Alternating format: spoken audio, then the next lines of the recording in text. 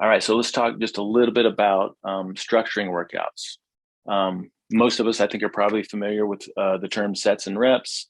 And if you're looking for strength and muscle growth, then usually you're looking for maybe 3 to 5 sets of 5 to 10 reps of something that's relatively challenging within that skill that you're working on. Okay, I think that's a pretty solid number of reps to look for. And we end up varying that a lot in this gym that we work out at. So make sure that when you're doing these strength-based skills that you're resting up in between your sets so that you feel nice and recovered. I think for most people, that's usually going to be about 2 minutes for the strength piece of it. And when you're structuring a workout, what's ideal is you start with some kind of warm-up, and the warm-up is just meant to get you nice and loose and literally warmed up, and so that you feel a little bit of a sweat going on, and you're a little bit more motivated to do something. And then what's recommended, again, this is if you have time to dedicate to a dedicated workout. You got a warm up, you've got like something like a strength skill session where you're working on one of those basic foundational functional movements that we talked about. And then that is where you have the 3 to 5 sets of 5 to 10 reps of those different movements. And then you have what we call here, I don't know anything else to call it, we just call it the workout. So after that strength session, you have a short workout where you're combining a series of movements together that, because they're combined together and you're doing them in successive iteration, it's getting your heart rate up. So you got this little conditioning effect. You're increasing your cardiovascular capacity. And you're probably doing this at a little bit lighter weight than you were doing the strength-based session. But you still have an opportunity to work on the skill of the movement, right? So again, we got a warm-up, we've got working on a strength-based skill, and then we've got this workout where we string together a series of movements, usually similar to what we did in the strength session. But because we're stringing those workouts together and it's at a lighter weight, we're getting a little bit of a conditioning effect while at the same time still able to work on some of those strength-based skills. All right, so for the warm-up, and this is all in this guide, before starting out, you want to make sure that you kind of go through this little checklist. You have your temperature elevated, you've got a little bit of a respiration, heart rate increased, your body feels nice and loose and limber, your joints feel fluid, they're not stiff or creaky, and you're mentally focused on the task at hand.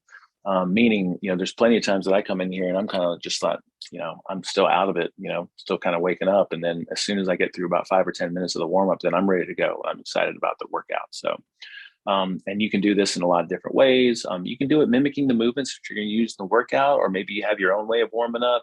Sometimes we'll use some of the cardio equipment in here. We'll do some things on the bike. We'll do some things on a rower. We'll do some jogs or some sprints or some down and backs.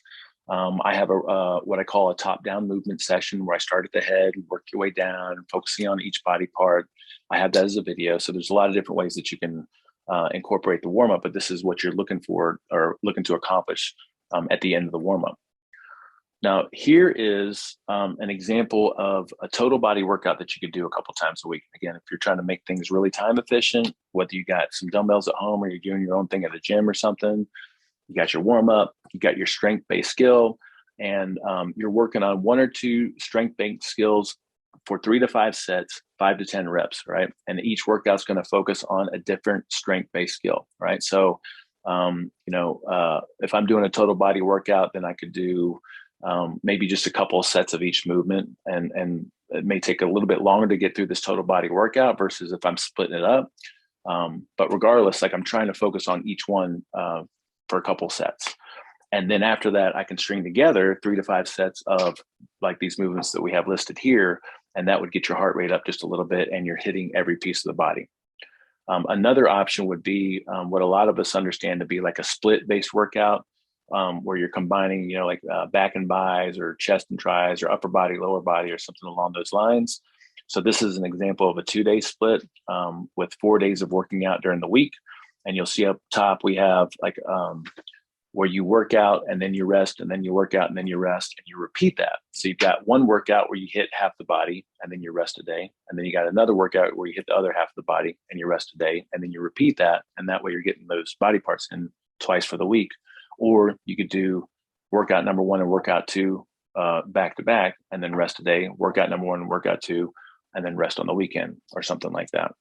And as an example of some workouts, so again, each one of those workouts, you'd be focused on a strength-based skill or a couple of strength-based skills.